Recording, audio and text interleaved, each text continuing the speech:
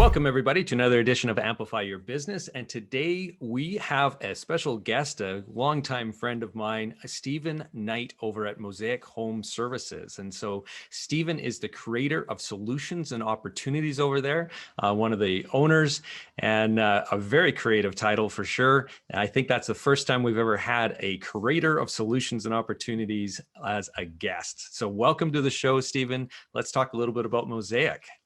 Yeah, awesome. And thanks for having me. I'm a frequent listener. I love the additions and kind of hearing stories of people in their business. So, thank you for doing this. And yeah, definitely creative title. We got creative at Mosaic with what those titles really mean because, everybody's a partner or a sales manager or an X, Y, or Z. And we kind of dug a little bit deeper and said, well, what do you really like to do? Not just what are you, what's that box that we put you in? And creating solutions and opportunities is my job. My revenue is my job, and creating opportunities to add brands to our group at Mosaic is my job. So it's kind of what we landed on. Yeah, when I first started Ample Media, actually on my business card, I used to have professional conversationalist because that was essentially what I did was just talk to people all the time. And it probably still applies because, you're out as a business owner doing lots of meeting and greeting clients and prospective clients and so on. And then, doing shows like this and everything else. So it just seems like all I do is just talk all day long. And so it seemed fitting at the time for sure. So I definitely enjoy those playful titles. It's a lot of fun. Cool. Well, good for you. And this is I'm sure there's going to be an excellent conversation. So you're still doing great. Excellent. Thanks, Stephen. And so Mosaic Home Services is basically a bunch of businesses that you guys have started or acquired. And I guess, why don't you just tell us a little bit about the beginning of Mosaic and how that started or how it came to be, essentially? Yeah, sure. Absolutely. So Mosaic is definitely a unique beast in the home service and home improvement market. We're headquartered in Edmonton. We were founded in 2016, and we actually started in a 1,000 square foot storage shed in Winterburn with no plumbing, and a mezzanine with a roof that was short enough that if you stood up too fast, you'd bonk your head on it really hard. And that's how we started. We started with a little bit of a dream and a little bit of a vision. We wanted to look into the home service market in Edmonton and find really, really passionate and skilled entrepreneurs in their trade and help them look at their business model and form a scalable, growable business out of it. And we began in 2016 in that warehouse with 3 companies under the Mosaic Home Services umbrella. A company called Screensavers that did screen windows and screen doors, a company that called 5-Star Holiday Decor that does holiday lighting, and a company called Everlast Fencing that does fencing. Those are businesses that are still under our umbrella today. And we just got started working with, passionate people, people in fencing and Christmas lighting and screens, which don't at all seem related. But that had a passion and a drive to really grow a scalable business out of it. And over the years, we've continued to expand the footprint of Mosaic, both through acquisition and through startup in different sub-segments of that home service market that are not considered to be red seal trades. We don't have things like plumbers or electricians or carpenters. We focus on home maintenance like window washing and gutter cleaning or maid service or carpet cleaning, things that, they're great soul to the earth businesses that can put kids through school and help entrepreneurs afford a house, but they don't have the support that trades typically would. And together over the last few years, my partners and I have grown Mosaic to a point where now we have 9 brands under our umbrella, all delivering different types of home service things. And if you're in the greater Edmonton area, you can call Mosaic and get almost any service that you need for your home that isn't one of those red seal trades. If we don't have it, then we refer you to someone.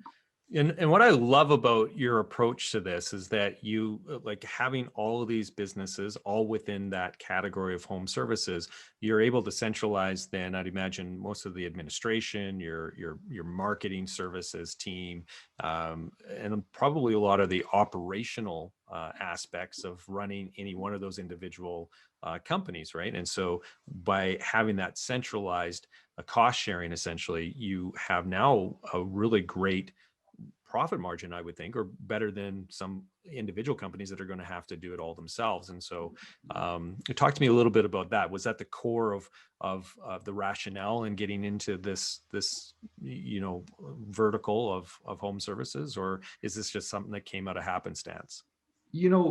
Definitely economies of scale help for sure. We don't look at it necessarily as a profit driver. I mean, yes, it helps to be able to centralize some of those things without having to go to an outside agency. But it's more of a client service tool for us. So we've got a call center of people who live in Edmonton who work on the other side of this wall here, where it's 5 team members that are picking up the phone and they're answering questions from customers and they're booking appointments for estimators to go out on site, or sometimes they're even booking sales right here. And you're actually getting serviced by somebody who lives in your neighborhood.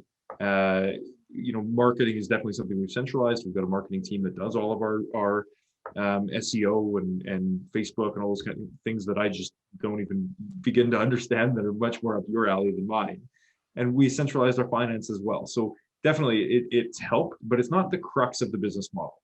We've done these things because we recognize that the long-term vision of Mosaic isn't to just be a one-stop shop for people looking for service in Edmonton. We actually look at each of our brands under our corporate umbrella and we evaluate their ability to grow using a franchise model, meaning we take that business line, we put it together with all the systems and processes and things that it needs to be successful. We put it into a little box, a business in a box, and we move that into a new territory with an entrepreneur who lives in Calgary or lives in Kelowna or lives in Saskatchewan that needs a business in a box that they can open and begin to generate profit. So a lot of the infrastructure building that we've done, to your point, has been to support that level of growth when we have some locations in territories that aren't in. Yeah, so that's really interesting because it's really, you've created this scalability model that you can now apply to any business within, well, probably any business, but then in particular, you've got a bit of a super strength within the home services because you understand that segment so well, right? That vertical so well. And so then when you are out there promoting the franchisees, essentially, it's just rinse and repeat across the board. And it really doesn't matter what the product or service is, as long as it fits within that same Mosaic Home Services umbrella, right? Yeah, and at the end of the day, Lance, you're right. Like at the end of the day, for us though, it comes down to who is that customer. Because a lot of people think about, a homeowner is a homeowner, and that just simply isn't true. So when we look at the different businesses that we've got under our umbrella, the customer has to fundamentally kind of match amongst all the brands. Otherwise, the scalability just doesn't make sense. It's not going to work because every time you need to change something for customer A or customer B, it's one more hiccup in that roadmap of growth. So of course you're always gonna have quirks and you're gonna have things you need to work out on a one-by-one basis. But on the whole, on an average, you really got to look at who that customer is. And if that customer is this particular homeowner that has this kind of home that expects this kind of level of service, then absolutely it makes sense. And that's what we're really building our infrastructure around. Yeah, excellent. Now, one of the things that I wanted to dive into today is about how you determine which businesses to basically bring into that Mosaic Home Services umbrella. And a recent article that you published talked about a 4C model. And I'd love it if you could share with our audience a little bit about that model and how you approach that, because there's probably a lot of other entrepreneurs out there that are trying to figure this out. Like from a growth standpoint, does it make sense for us to acquire or to expand into another line of business? And how do we approach that in a strategic way? So the 4C model, tell us a little bit about that. Sure. So the 4C model is something that we've developed over the years here to evaluate whether or not it's a good idea to enter the market with a new service or a new product. And we've had to have that conversation a lot. We have 9 active brands right now under the Mosaic umbrella, but we've had as many as 11. And for one reason or another, we've just had to look at all the deals over the years and say, which makes sense for us, which don't, which kind of fit the bill for where we want to go as a business. And that is something that I talk to entrepreneurs a lot about, especially in the home improvement market, where you're inundated with opportunities and customers will come to you with their wants. I want this, I want this, I want this, I want this. Mm-hmm. And sometimes absolutely it makes sense. 100% yes, fulfill that want because there's profit there and it makes sense, or it's something that we can really turn into something. Sometimes that want will drive you insane. So, we've seen on both sides of the equation, and we've developed this model to really help understand for ourselves whether or not it makes sense to enter a new market. So the 4 C's are customer, cash flow, convenience, and cross sale. And I'll talk a little about each one of them because they are independent of one another. But I like to give the example of like a window washer is kind of a good way to kind of talk about what this looks like. Okay. So you think about a window washing company, they've been around a couple of years, they've got some repeat customers. If you own a home, you probably have somebody you hire to wash your windows. You could probably call them back every year. It's one of those things you don't really think about.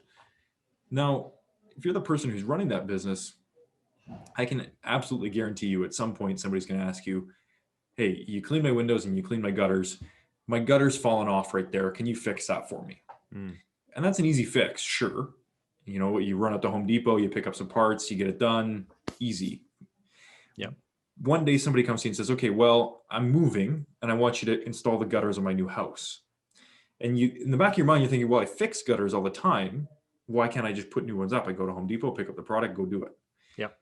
And a lot of people don't really think about the long-term implications of taking on just one job. Because once you take on that first job, you do it well, you get that referral, and all of a sudden now you find yourself in a gutter installation business that you never planned on being in. Mm-hmm. And that comes with its own headaches. People that need new gutters are people who are building houses, and people who are building houses might not necessarily need window washing. And putting gutters on is a capital intensive thing because you got to go to Home Depot, you got to buy product, and that product's a lot more expensive than the window washing solution you typically buy. So now your cash flow is all different. There's a lot of things to really think about before you enter that market. It seems simple because you're just trying to make a customer happy, but sometimes it's almost better for you to say no. Talk to my buddy Joe, he does that. Yeah, well, and it's interesting, like you said that a lot of it's, you're trying to keep that customer happy, but I think also a lot of entrepreneurs fall into the trap of not wanting to say no because they're trying to get a little extra revenue, trying to make that extra dollar here and there, and so it's really easy to kind of get distracted into areas that, like you said, you just don't have the strength or you haven't thought things out, and then all of a sudden you end up in a situation where you are a gutter installer now. And so, which could potentially be a good thing, I suppose, if everything goes smooth, but there's some risks that come with that, right? In terms of what you mentioned there. Now you might have to take on, well, some extra capital expenditures. It might change the way that you hire and stuff too, right? Exactly. So I'd like to talk about each of the 4 C's kind of individually, and you've touched on a really good one there that we'll kind of dive into is cash Okay. flow. Okay. So Sorry, I jumped ahead no, on you there. not at all, not at all. So the 4 C's, the cash flow is one of the most important because you got to look at your business and say, okay, how much money do I need to spend before my customer pays me? Is kind of your basic math of cash flow. And if you're looking at it and using that gutter example, all of a sudden you're going to Home Depot and you're spending a few $100s on gutters. It doesn't really seem like much, but if you're not used to doing that, maybe you've got a big problem. And especially if you're entering a new market, you don't know whether or not you can charge a deposit for that. You don't know, oh, is it normal that home builder pays me in 30 or 45 days or instead of right when I'm done like normal? So the example I like to talk about, especially in cash flows, is the world of painting, because it's very common to have really professional, really great painters that are awesome at residential work try and make a jump into commercial because there's big dollars there. And all of a sudden you're going from painting, Sally's house. All of a sudden you find out that, Sally's husband works for XYZ construction company. And he wants you to paint a drugstore for him. That's a big shift that a lot of painters don't think about because, it's paint on walls. In fact, your residential painter is probably going to do a better job than your commercial painter. Sorry to all the commercial painters who listen, but he's probably going to do he or she is going to do a fantastic job. What they don't realize is if they finish the job on the 10th, they're not allowed to send an invoice to the 25th, and they're not going to get paid for another month if the customer pays on time. Whereas if I finish a residential job on the 10th, I get paid by the 11th. And that's a big spread when you've got labor, you've got paint, you've got a lot of things. So you can have very poor quality workmanship in the world of painting, but if you've got a company that is willing or able to cash flow, that's almost more important than the quality of the paint. Yeah. So it's one of those things where when you're looking at entering a new market, or you're looking at taking the existing thing that you're currently doing and just doing it in a new market, you got to look at that new market and say, is the cash flow the same? And if the answer to that is no, that's not necessarily a bad thing. You just need to ask yourself, am I willing to take on the amount of risk to cash flow this new thing that I'm doing? Hmm. Yeah. Yeah, and that's a really interesting point that you make there, because I mean, even companies who are not going into a completely new type of, industry, or a new business line like that, when you're saying it's paint, it's commercial versus residential. We actually have a similar situation in our company, or we did at one point, where our more institutional kind of clients, so some of the big ones, they have a little bit more weight that they like to throw around in terms of their accounts receivable. And so we had a really big client that represented a big chunk of our revenue one year, that then all of a sudden decided that they were going to shift their terms from 30 days to 90 days. Well, that extra 60 days was almost a killer for us, because from a cash flow standpoint, we had all of these expenses that were all rolled in that we didn't anticipate we'd have to be carrying that for that extra 60 days. And so when those bills were getting paid and that revenue wasn't coming in, man, it was tight. And so I think we can see that not only in this, where you're taking a slightly different customer group or segment of the market, and you're trying to pivot into that. It could even happen with existing clients, if you have those big ones that have that ability to throw their weight around. And the oil and gas industry is another industry that we have experienced really long wait times, and so we are terms, I guess, on the money. And so we often shy away from those projects or those types of clients, just to conserve cash flow. So it kind of depends on where we're at in our accounting and what we've got in the bank, and if we can cover some of those big projects. But a great big project can kind of sink you. And I hear that from other entrepreneurs that we've interviewed on this as well. Particular people in the food industry, where they get that order from Walmart, or they get that order from Costco, or whatnot, and then they have to scale everything up.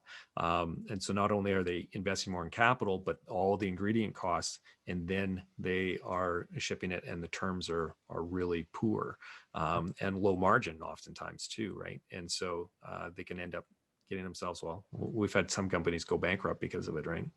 Yeah, exactly. And somebody once told me, a company never goes bankrupt; they just run out of cash. Yeah. You can have the most profitable job in the world, but if you never get paid for it, then it doesn't really matter. Yeah. That's exactly right. One of those things where, I mean, we're hardwired as entrepreneurs to always look for opportunity. That's just the way that when you're owning and operating and running a business, you just got to look at it, and you're always hunting. Yeah. You really got to ask yourself, are you willing to take on that level of risk with that cash flow? Or what's even more common in our industry is people don't even ask. Mm-hmm. That residential painter example, he may know, he probably just didn't know what he didn't know. He just assumed he got paid when he finished. And a lot of people don't ask that question up front, and it's not a bad question to ask. Yeah. Yeah. Yeah, and there's a reason why some of the bigger companies will run those credit checks and run like ask for referrals and so on before extending credit right out to a new customer. And I know we don't do that at our company. I'm not too sure if you guys are doing that either, but definitely some organizations do, and that's wise, because then you get a picture as to are they actually paying in 30 days? Is it taking 45 days? Is it taking 90? Whatever. Because no matter what, even if you had in the agreement a 30-day term on it, or a 15-day term on it, or whatever, that doesn't mean that they're actually going to pay for it within that time period. And then you're in a litigation issue if you're going to try to force it, and it's just nobody wins in that situation usually. Exactly. Yeah. Well, so let's talk about customer, because we've kind of danced around that a little bit as well. So one of the other four C's is customer, and we as Mosaic have really had to take a good hard look at this one in particular as we've added more services to our umbrella, because we need to look at not necessarily who is our customer, but who do we want our customer to be.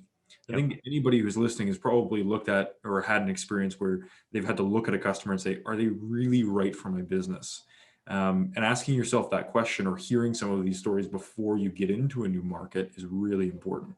To go back and just to look at the home improvement market, a lot of people say, well, a homeowner is a homeowner. And to an extent, they're right, but to a large extent, there's a huge amount of variety there. The single mother who's hiring a service plumber to come out on Saturday and fix a leaky tap because she just doesn't have time to do it has very different expectations, price points. She expects to be communicated with in a different way than the family that hires them to paint the mansion that they moved into 5 years ago, and it needs a refresh. They're expecting two completely different things. They're different types of customers, and I see it all the time in the home improvement sector where you try to be all things to all people without kind of breaking out what that market actually looks like and defining who do you want to work for. So we at Mosaic have actually started a marketing campaign that's a little bit controversial to say that we are not for everybody. There are certain types of homeowners, or there are certain types of commercial contractors that we are just not for, and we're very public and shameless about that. It's not to say that they're bad people or we're bad people. We're just not good for one another. Okay. So it's important that if you're looking at a new market, if you're looking to get into something new, or if you're looking at even just growth in general, you got to look at that and say, actually do I want my customer to be? And it's amazing. A lot of people think, well, I can't have that conversation because I can't turn customers away. And my argument is that absolutely you 100% can, if you're spending the right amount of time looking for the right kind of customer for you. And that's not me being a jerk. At least I'm not trying to be. It's just recognizing that we're not for everybody. So how difficult do you find that? Like, how disciplined are you able to be? Because I know, in theory, everybody wants to be able to do that, but I know in practice is a different story. Yeah, it took a long time. Lance, like I would say that between myself, getting myself on board with that and getting my sales team on board with that, it took me 2 years. It took me 2 years to get to a point where at this point we are comfortable. I actually heard it. I heard one just before we came in the room where somebody was on the phone with one of our call center reps. And his approach was to be very aggressive, say, you know what, I want it cheaper, I want it cheaper, I want it cheaper. And I was really happy when I heard one of our sales reps say, you know what, I'm sorry, but we're just not for you. Mm-hmm. Please call this company. And we will 100% give a referral to whoever he might be able to go to. And in this case, it was Home Depot. It was, look, we're trying to provide you a service. You don't want to pay for that service, and you want to continue to ask, demand a discount from us very aggressively. I'm sorry, we're just not for you. Yeah. And that's okay. And some people don't like us because of that. And I'm okay with that. I think I'm sorry, but I just can't be all things to all people, because at some point I'm going to let somebody down. So it took me about 2 years to kind of get everybody on board with that. But I mean, now that we're here, it's one thing that I pass on in that 4C model is just to look at it and say, if you're looking at expanding into something new, whether it's a completely new business or it's just a new service offering or whatever it is, look at it and say, does that align with who I want my ideal customer to be? And if the answer is yes, then run down that road. If the answer is no, then really look at yourself and say, okay, well, it seems like a good opportunity. There's lots of revenue here, but if it's going to require too much change, or if it's not who I want to work for, then don't do it. Yeah. Okay. Very good. Okay. The next C then.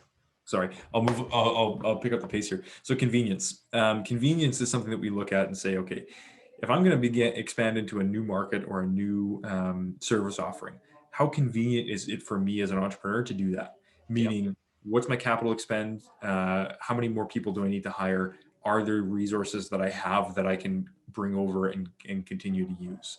So there's a really good look, and the example I like to go back to is the gutter on this one. If you're a gutter cleaning company, you start offering gutter installation. Well, that's okay on one job. But if you start to do more and more, well, eventually you're going to need a cube van, and eventually you're going to need a special rolling tool, and eventually you're going to need a technician who has a few years of experience in this thing, and eventually you're going to need X, Y, Z. Like, this thing's going to continue to grow and grow and grow on you. Mm-hmm. And you got to look at it and say, how convenient is it for me to use the resources that I already have to do this thing? If you go from producing widgets to producing, this nuclear powered thing that's super technical, it's probably going to consume a lot of your life in learning how to do that thing. Another example I love to talk about is roofers. Roofers are dead in the winter, especially in Edmonton. Roofers love to hang Christmas lights.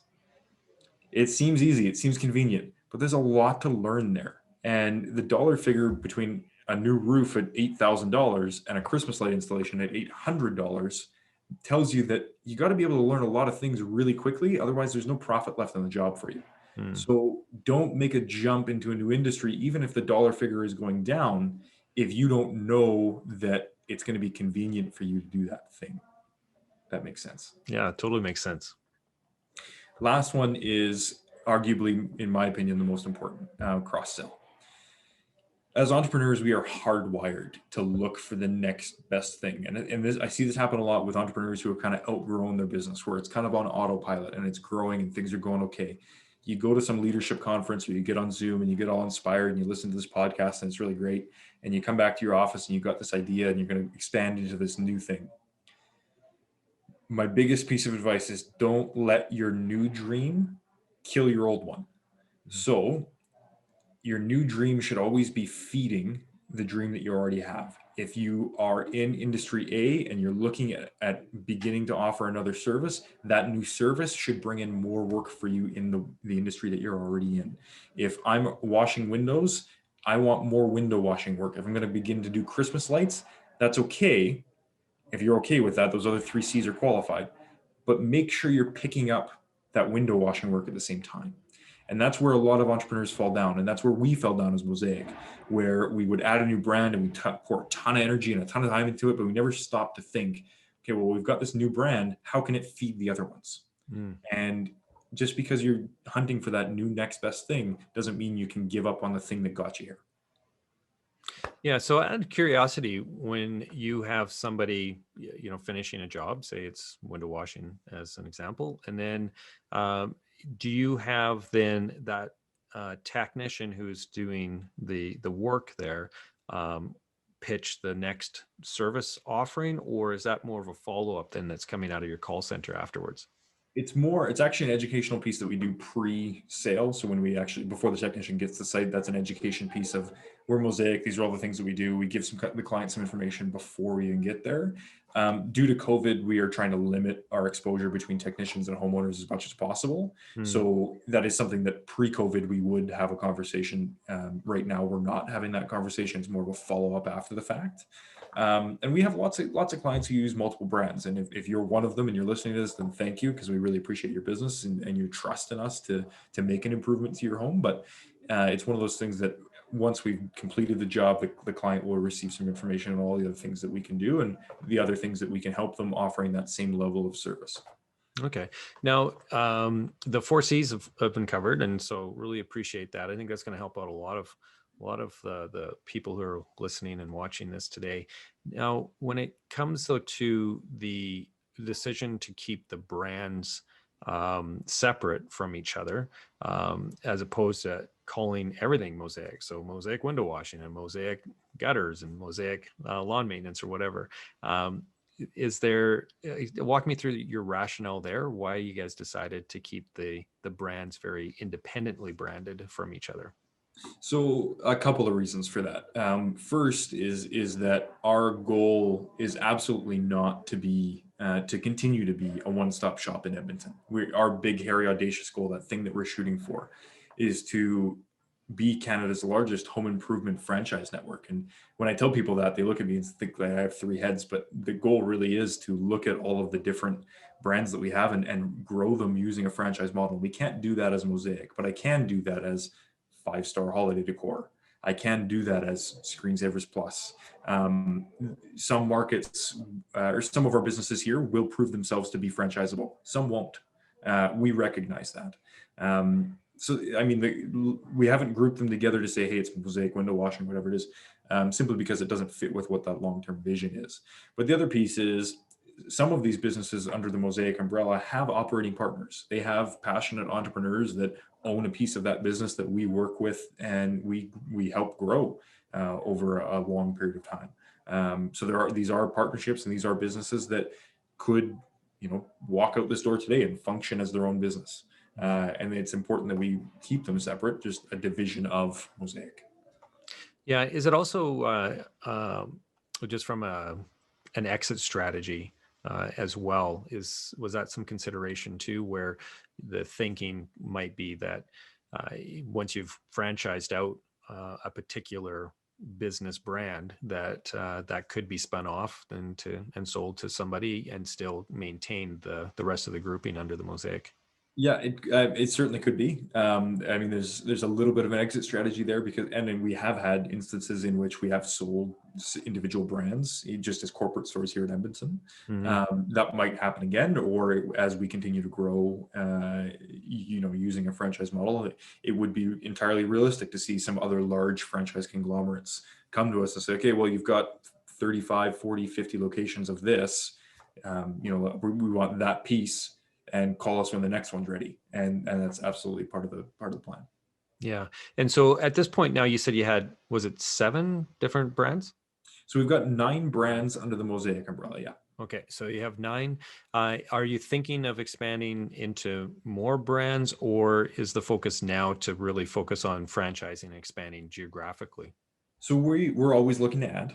We're always looking to add more services in the home improvement sector. Again, not Red Seal certified, not trades, just because there's a lot of support there already. So we're looking for services that are typically underserviced by professional, services like marketing and accounting. So we're always looking to expand for 2021 and 2022. We are looking at adding another 2 to 3 brands, depending on the industry segment. The goal right now, more so though, is to grow using a franchise model. So we are looking, the goal for 2021, 2022 is to get 8 locations off the ground. Currently we're at 3, so we've got some work to do. We are, very optimistic that with COVID becoming better and better and more people experiencing a work from home environment, we're hoping that we can capitalize on people who want to be entrepreneurs, people who want to grow their own business, people who want to be part of the gig economy and have a business in a box that they can open, begin generating profit. And if they want to operate it seasonally, they can close it and just let it go for the summer or the winter or whatever they're doing. Yeah, and I think that there's a lot of opportunities that COVID has brought forward for the home services industry, right? I mean, I know at the beginning there was a lot of concern about, like maid services and different things like that, the interior kind of services where people were struggling to sort through okay, how do I come into your home and still be socially distanced and everything else? But I think that is starting to calm down a bit. But definitely the exterior home services, everybody seems to be really investing back into their homes, the landscaping, fencing, exterior painting, gutters, roofs, whatever, right? So you guys must have seen a bit of an uptick in activity in those external services. Would that be fair to say? Last year was strange, and it was really interesting. And I'm very lucky and very fortunate to have a few lines of business that we were able to look at how COVID affected it differently. And Mm-hmm. what we noticed last year is that the small improvements were simple and they were easy and people wanted them. So we've got a business called Screensavers that does screen windows and screen doors. Had a very busy year because people just wanted to be able to open their door when they're working at home, get some fresh air in the house. Things were busy. It's a $400 investment, and people could stomach that. However, we have a company that does fencing. Your average residential fence, if you're going to do your whole backyard, is 7, 8, sometimes $10,000. People didn't have that last year. The confidence wasn't there in the market. So I would say that yes, interior services definitely suffered. Exterior services did a little bit better, but it depended on the ticket value and the confidence of the market in general, because it was a scary time last year. Yeah. Yeah. Lots of uncertainty, right? And so it was definitely a difficult pill to swallow for a lot of people if they were going to be taking on a $10,000 bill or something like that, right? That would be difficult for a lot. So that I think what you said though, in terms of acquiring new franchisees, there's just a lot of people who are really turning to entrepreneurialism through this time, either forced, they've lost their job and they're trying to find ways to make some revenue, some income. And so they're taking it upon themselves, or just seeing different types of opportunities as well. And change, and COVID was a huge change. Anytime that there is change, there is opportunity. And so one of our previous guests was a strategist over at the Business Link, and he shared with us some stats on the influx of entrepreneurs. And so they've had more inquiries, more people wanting to become entrepreneurs and starting businesses go through their programs than what they ever have. And so it's a good sign. And so I think that, yeah, you guys should have no trouble at all in attracting some great new entrepreneurs, franchisees. Yeah. Fingers are crossed. Yeah, Yeah. I'm certainly optimistic. Yeah, sounds good. Okay, well, and for anybody who's listening today that who might want to reach out to you either to become a franchisee or to maybe talk about getting, rolling their business into the Mosaic umbrella, or maybe wanting to purchase your services, where's the best way for them to find you or to reach you then? Yeah. So connect with me on LinkedIn. That's the best way to engage in a conversation with me personally. Okay. If you want to learn more about us, more about our group, and more about any of the services that we offer, head over to our website, www.getmosaic.ca, getmosaic.ca. We'd be happy to help you. And if nothing else, I hope that a few people who are listening have had an experience with our team and hopefully a positive one, and had a service performed at their home. So I really appreciate the opportunity to talk to you today, and I hope listeners took one or two little golden nuggets away. Yeah, I'm sure there was. I mean, with the 4C model, it is something where I think a lot of people just they don't approach the um, adding new services, adding new lines of business into their existing business in quite the same strategic manner that you guys do. And so it really, when I read that article, it just really impressed me, that you guys are approaching it from a very structured, kind of, you have to check off these boxes before it's even going to be a conversation starter. And I think that's really, really wise. I think it's going to save a lot of people a lot of heartache and potential challenges and failures along the way. And we're all as entrepreneurs trying to just make sure we survive and get through that next year and grow the business a little bit more. And if we can be a little bit more strategic about it, we're going to be that much more profitable and successful. So thank you for sharing that information. Awesome. Yeah, I love it. Okay, well, that's a wrap, everybody. So thanks a lot for tuning in. And if you want to check out any of our past episodes, head over to amplimedia.com/amplify, and you'll see all of our archived episodes over there. And if you would like to be featured in an upcoming episode, reach out to me directly. You can catch us on all of our social channels, but the best way to find us and to submit that request is going to be over at that same URL, amplimedia.com/amplify. We'll talk to you soon. Take care, everybody.